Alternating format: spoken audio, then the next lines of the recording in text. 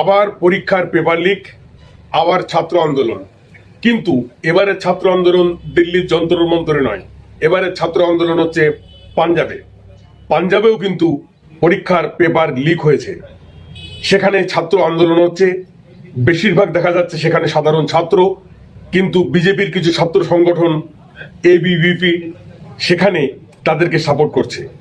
কিন্তু কিছুদিন আগে যে তথাকথিত ছাত্র আন্দোলনটা হয়ে গেল, সেই ছাত্র আন্দোলনের ফলে মন্ত্রীর ইস্তফা হলো, অনেক হুলস্থুল কাণ্ড হলো, সংসদ মার্চ হলো, এবং সেখানে যারা এই আন্দোলনটা অর্গানাইজ করেছিলেন তাদের সংগঠনের নাম ছিল ককরোচ জনতা পার্টি, সিজেপি।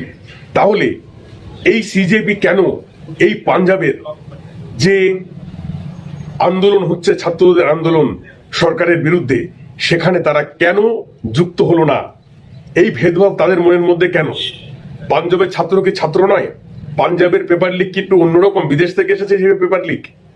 এই প্রশ্নগুলো আপনারা করবেন না? অবশ্যই করুন। কোথায় গেল সৌরভ দাস? কোথায় গেল সেই অভিজিৎ দীপকে? তাদেরকে আপনারা জিজ্ঞাসা করুন, তাদেরকে প্রশ্ন করুন। আমি সমস্ত ছাত্রছাত্রীদেরই বলছি, আপনাদের অবশ্যই প্রশ্ন করা উচিত যে তারা কেন এই ছাত্র আন্দোলনে যোগ দিলেন না, বা তারা কেন সেই ছাত্র আন্দোলন শুরু করলেন না বেশ কয়েকদিন হয়ে যাওয়ার পরেও। এর সব থেকে অন্যতম কারণ হচ্ছে, এরা যে ছাত্র আন্দোলন শুরু করেছিল সেটা শুধু নামেই ছাত্র আন্দোলন ছিল, এটা কোনো অরিজিনাল ছাত্র আন্দোলন ছিল না। ছাত্র আন্দোলনের আড়ালে এরা যেটা করতে চাইছিল সেটা হচ্ছে বিরোধী পার্টি, বিশেষ করে অরবিন্দ কেজরিওয়ালের আম আদমি পার্টি, এই পার্টি এদেরকে অর্গানাইজ করে বিদেশ থেকে ডেকে এনেছিল, এবং ছাত্রদের নিয়ে একটা সেনসিটিভ ম্যাটার যেটা ছিল যে পেপার লিক, সেই ব্যাপারটাকে নিয়ে এরা শুরু করেছিল ছাত্র আন্দোলন। কিন্তু আজকে পাঞ্জাবের ছাত্র আন্দোলনে এদের কিন্তু দেখা যাচ্ছে না। তার কারণ হচ্ছে অরবিন্দ কেজরিওয়াল এদের অর্ডার দেয়নি। তাই আর এই দ্বীপকে, অভিজিৎ দীপকে, এটা কে এটা জানতে হবে। সে আমেরিকায় কি করে? সেখানে কি চাকরি করে? সেখানে করেটা কি? তার এই যে এত বড় ছাত্র আন্দোলনের ফান্ডিং কোথা থেকে এলো, পয়সা কোথা থেকে পেলো? এগুলো আপনারা জানতে চাইবেন না? অবশ্যই জানতে চান। তার কাছে জিজ্ঞাসা করুন যে আপনারা কেন পাঞ্জাবের ছাত্র আন্দোলনে যোগ দিতে গেলেন না। কারণ সেখানে কেজরিওয়ালের সরকার চলছে, আম আদমি পার্টির, তাই না?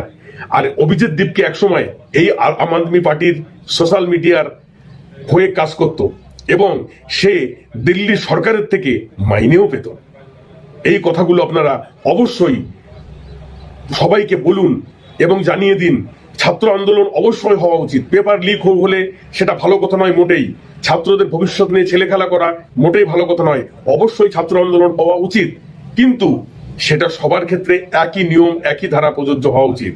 তাই প্রত্যেককে আমি বলবো, যারা ছাত্র ভাই বোনেরা আছো, তারা অবশ্যই এই ককরোচ পার্টির উদ্দেশ্যে যারা এদের সদস্য হয়েছো, তারা তোমাদের সোশ্যাল মিডিয়ায় এদেরকে জিজ্ঞাসা করো কেন তোমরা সেখানে যোগদান করলে না, কারণ ভেদভাবটা কেন হলো।